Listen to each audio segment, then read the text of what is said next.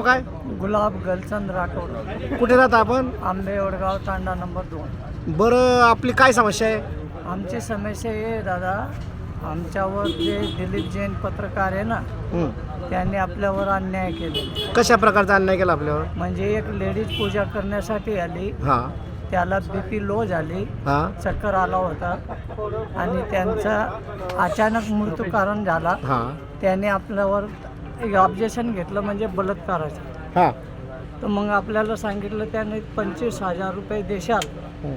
तर तुला बालाला धक्का लागणार नाही, कोणी हात लावणार नाही. बरं. म्हटलं भाऊ मी मागून खाणार, मी कुठून देणार. हं. असं केलं, सांगितलं त्यांना.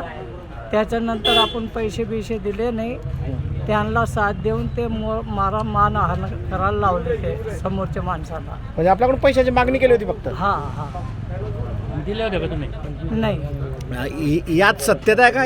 यात जर खोटा आढळून आला तर आपण तुम्ही सर्वस्वाला जबाबदार राहणार का? हे सत्य आहे, सत्य. कुठे पण आपण सत्यच बोलणार. जर खोटा आढळलं तर आपण याला सर्वस्वी जबाबदार तुम्हीच राहणार का त्याला?